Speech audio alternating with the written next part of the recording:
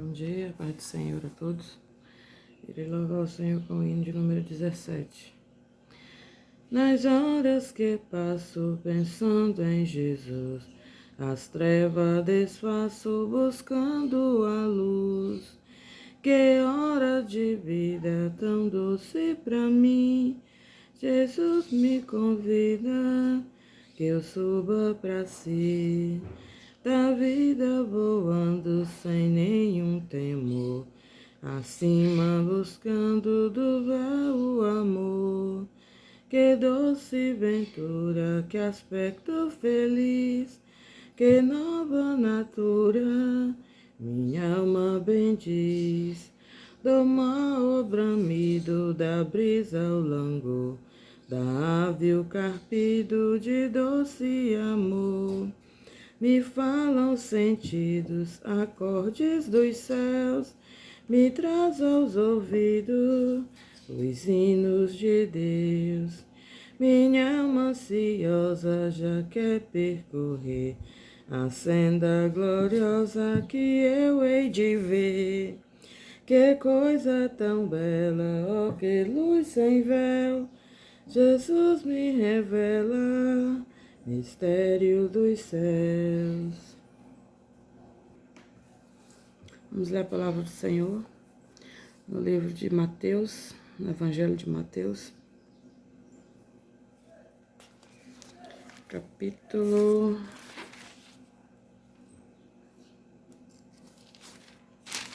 26, capítulo 26, a partir do versículo 57. O julgamento. E os que prenderam Jesus o levaram ao palácio de Caifás, o sumo sacerdote.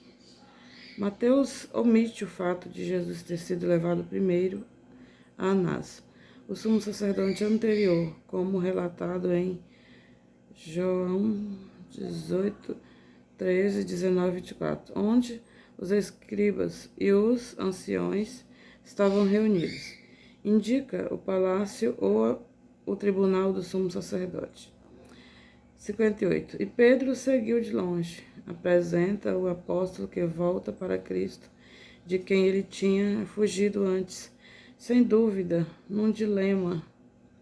Sem dúvida, ele estava envergonhado de sua ação. E agora num dilema. Timidamente, segue o caminho que leva ao palácio, onde estava Jesus, até o átrio do sumo sacerdote. E entrando, assentou-se com os escribas, com os criados, para ver o fim.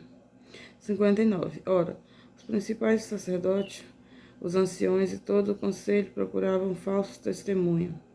Não se preocuparam se o testemunho era verdadeiro ou falso contra Jesus, para sentenciá-lo e o entregarem à morte. Estes eram os líderes religiosos de Israel. 60.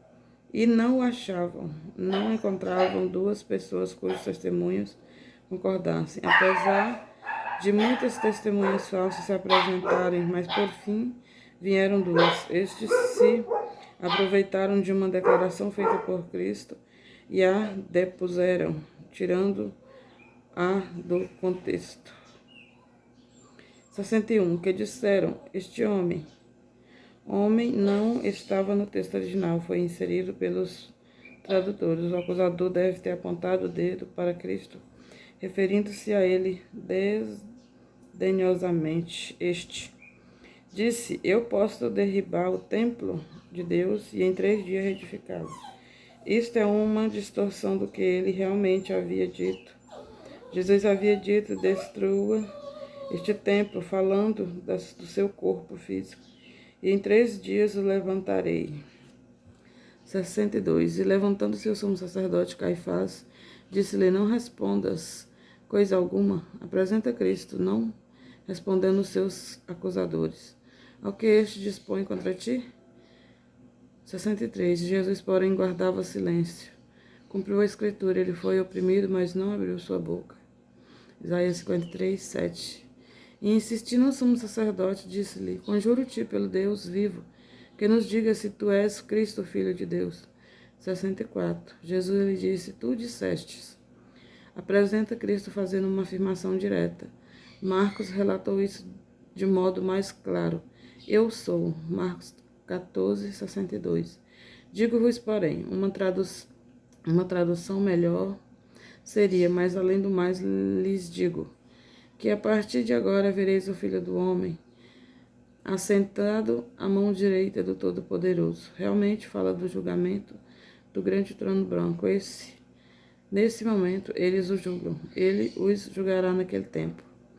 E vindo sobre as nuvens do céu, a segunda vinda. 65. Então o sumo sacerdote rasgou as suas vestes. Rasgou o chale grande que usava sobre os ombros, demonstrando seu fingido horror ao fato de Jesus referir-se a si mesmo como Filho de Deus. Dizendo ele, blasfemou, significando que ele havia se equiparado a Deus. Que mais necessidade temos de testemunhar? Significava que eles poderiam dispensar todos os mentirosos. Eis que bem ouvistes agora a sua blasfêmia. Todo o sinédrio tinha ouvido sua declaração, mas ele não blasfemou, ele disse a verdade. 66. Quem vos parece? Foi dito por Caifás ao sinédrio, que era formado por 71 membros, se todos estivessem presentes. E eles, respondendo, disseram, é culpado de morte. Quando eles o condenaram à morte, condenaram a si mesmo. 67. Então, refere-se ao que na linguagem atual seria jogo limpo. Cuspiram em seu rosto, o que era considerado como sendo o maior insulto que uma pessoa poderia fazer a outra. E lhe deram murros, golpearam-no com os punhos, que provavelmente foi feito pelos guardas do templo, mas, sem dúvida, também por alguns membros do sinédrio. E outros o golpeavam com a palma de suas mãos. Deveria ter sido traduzido, bateram-lhe com varas. O profeta havia dito, compasmaram muito à vista dele, pois o seu parecer estava tão desfigurado, mais do que o de outro qualquer, e a sua figura mais do que a todos os filhos dos homens. 68. Dizendo, profetiza-nos, Jesus havia acabado de fazer isso. Versículo 64. Cristo. As palavras foram ditas com desdém. Cristo quer dizer, ungido, e falta do Messias. Eles estavam rindo. A fala do Messias, eles estavam rindo de suas afirmações e, portanto, ridicularizando a unção do Espírito Santo sobre ele. Estavam fazendo o que eles o tinham acusado de fazer, blasfemar. Quem é o que te bateu?